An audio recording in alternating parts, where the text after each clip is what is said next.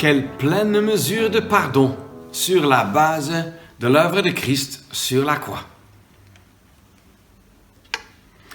Bonjour et bienvenue à cette petite vidéo où nous continuons à méditer quelques pensées liées à cette première parole de la croix. Que le Seigneur Jésus-Christ, notre Sauveur, puisque ces études s'adressent à des croyants, à des rachetés, que notre Seigneur et Sauveur Jésus-Christ a dit sur la croix. Cette première parole, « Père, pardonne-leur, car ils ne savent ce qu'ils font ». Luc 23, verset 34. Et nous avons déjà vu comment, à notre mesure, à notre perception, l'homme a très bien su comment il a traité le Seigneur Jésus-Christ. Tout de suite après sa naissance, il a été rejeté. De la crèche au mont Calvaire. Mais de la crèche au mont Calvaire, en lui, Dieu a trouvé son plaisir, sa parfaite satisfaction. Et lui, il a glorifié son Dieu et Père en toutes choses, même quand il était dans les souffrances intenses, physiquement parlant déjà, de la croix. Comme nous le voyons pendant les 3 premières heures à la croix, dire cette première parole. « Père, pardonne-leur, car ils ne savent ce qu'ils font. » Tout le rejet, tout le mépris, toute l'opprobre, toute la honte dont l'homme juif et païen a couvert le Seigneur Jésus-Christ. Toutes les souffrances cruelles sur le plan physique, en dehors de ce qu'il a souffert dans son âme à voir les hommes que lui, il aima, répondre à son amour avec de la haine. Quelle offense pour son cœur, quelle souffrance pour son cœur. Mais quand il est face aux souffrances, en Jean 12, il dit, « C'est pour cela que je suis venu dans cette heure. Père, glorifie ton nom. » Et c'est pour cela qu'il ne s'est pas retourné, ne s'est pas tourné en arrière, mais il a continué son chemin. Mais pensant à tout ce rejet, toute cette haine manifestée avant la croix et quand il était déjà crucifié, quelle était sa réponse à toute cette haine? Il a rappelé à Pierre et à d'autres disciples, « Ne sais-tu pas que je peux immédiatement demander, et mon Père envoie plus de 12 légions d'anges? » Or, nous nous rappelons qu'un seul ange avait tué 185 000 soldats syriens dans l'Ancien Testament. Imagine-toi ce que 12 légions d'anges pourraient faire. Une légion, en principe, était 6 000 soldats. 12 légions d'anges, ça serait littéralement pris. Et même là, le Seigneur Jésus dit plus de 12 légions d'anges, ça serait littéralement pris 72 000 anges. Et au-delà même. Mais il ne demande pas, « Père, envoie-moi ces plus de 12 légions d'anges. » Ah non. Malgré ou en dépit de ce qu'il avait constaté, justement, dans l'Évangile selon Jean, ils ont vu et haï tant moi que mon Père. Il n'a alors pas prié que Dieu intervienne avec son jugement juste. Exécuté par des anges, ça aurait été la fin de l'humanité toute entière. Pense seulement à un seul ange l'Éternel qui passe par l'Égypte en Exode 12. Et quel est le résultat? Tous les premiers-nés d'entre les hommes et les animaux meurent, sans aucun doute aussi. Un nombre qui va dans les centaines de milliers d'hommes et d'animaux. Mais il n'a pas demandé l'exécution de la vengeance, malgré le fait que eux, ils avaient demandé « ôte, crucifie-le ». Non, il n'appelle pas à la vengeance, mais nous y voyons cette déclaration profonde qui touche notre cœur, une prière, une supplication animée, motivée par l'amour, par la miséricorde et la grâce dans son cœur. Père, pardonne-leur. Car autrement, comment pourraient être accomplies les saintes écritures? Comment autrement pourrait se manifester au comble l'amour de Dieu? Comment autrement la repentance, la conversion, le pardon des péchés auraient pu être prêchés depuis ces jours-là jusqu'à maintenant, si lui, il n'avait pas continué calmement, la paix au cœur, son chemin douloureux. Mais par cette prière-ci, le Seigneur Jésus, en fait, s'expose directement à ces souffrances qui allaient venir. Pour ainsi dire, il va tout droit au but qu'il connaissait d'avance. Jésus sachant toutes choses qui allaient arriver.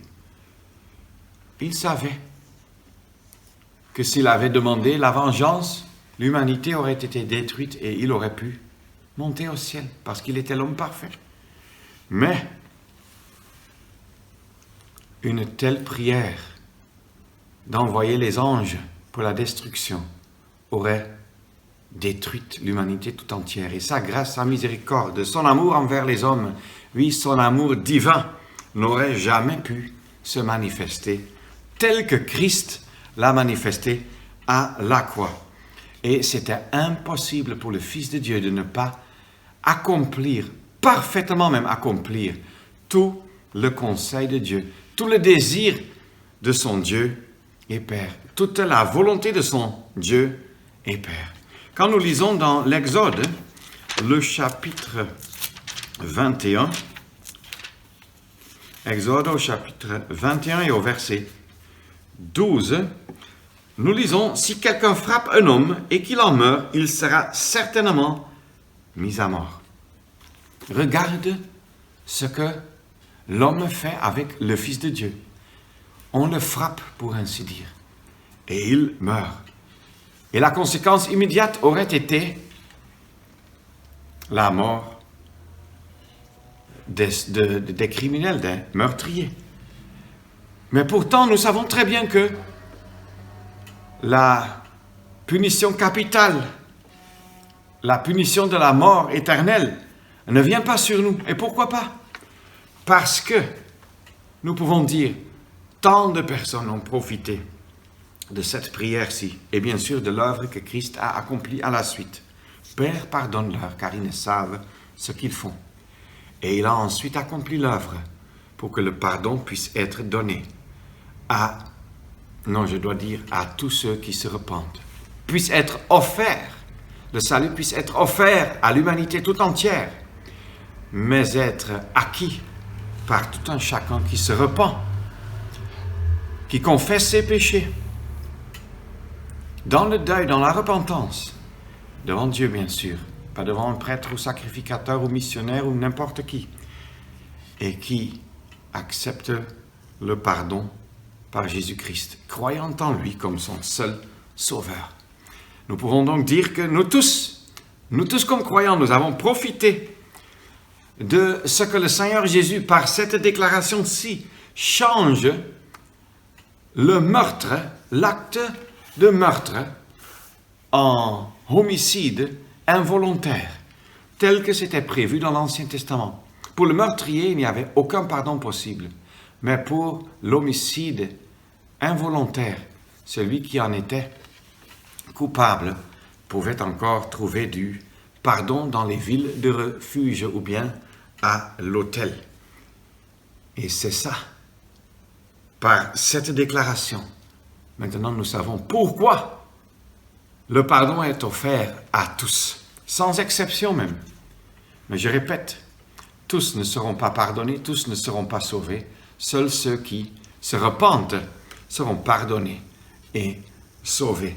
Exhortation donc pour vous, si vous n'êtes pas encore sauvés, de vous repentir, de confesser vos péchés à Dieu et d'accepter Jésus-Christ comme votre seul Sauveur et Seigneur. Cette offre est valable pour chacun, pour toi, pour vous, pour moi. Par grâce, je peux dire oui, je le sais. Christ est mort pour moi sur la croix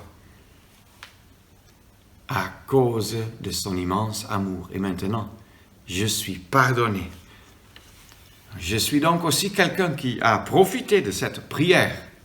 Peut-on dire, oui, Père, pardonne-leur, car ils ne savent ce qu'ils font. Moi aussi, j'aurais fait la même chose. Nous tous, nous aurions fait la même chose si nous étions en vie en ce moment-là. Nous aurions crié avec les foules des Juifs et des Romains, ainsi de suite. Crucifie-le. Nous ne voulons pas de celui-ci. Mais Dieu, dans sa grâce, offre le pardon sur la base de l'œuvre de Christ qu'il a accomplie à la suite, à savoir dans les 3 heures de ténèbres. Oui, et nous pouvons dire d'une façon particulière, Israël a profité parce que Dieu a encore prolongé le temps de grâce pour leur donner l'occasion de se repentir. Et c'est pour cela que dans les Actes, nous trouvons tant d'apôtres et de serviteurs de Dieu d'abord s'adresser à des Juifs. En particulier, nous trouvons Pierre et plus tard Saul de Tarse, après sa conversion, Paul, prêchant toujours, ou pratiquement toujours, d'abord aux Juifs. C'est pour cela que Pierre peut le dire comme apôtre en Acte 3, car je sais que vous l'avez fait dans l'ignorance. Quand toi et moi, quand vous et moi, nous lisons les évangiles, nous ne trouvons pas cette ignorance, nous trouvons plutôt la persévérance dans le mal. Mais dans sa grâce, le Seigneur Jésus dit, ils ne savent ce qu'ils font et déclare que c'est l'ignorance. C'est pour cela que nous lisons même aussi en 1 Corinthiens 2 que s'ils avaient discerné qui était Christ, ils n'auraient pas crucifié le Seigneur de gloire. Quelle grâce, quelle miséricorde, quel amour qui offre cela. Et quel a été le résultat? On ne peut même pas mesurer cela. Mais c'est innombrable, impressionnant. N'oublions jamais que nous aussi, sans cette œuvre à la croix, nous serions encore perdus pour toute éternité. Ce n'est que la grâce de Dieu dont nous profitons, juifs et païens, par la repentance, la conversion et la confession de nos péchés. Nous savons que maintenant Christ est mort pour nous. Et il est mort pour que Dieu puisse nous pardonner. Quelle immense joie, quel immense soulagement que le jugement éternel ne nous attend plus. Quelle exhortation aussi à vivre une vie qui répond au pardon reçu. Ce sur quoi nous voudrions encore méditer dans la prochaine vidéo. Merci.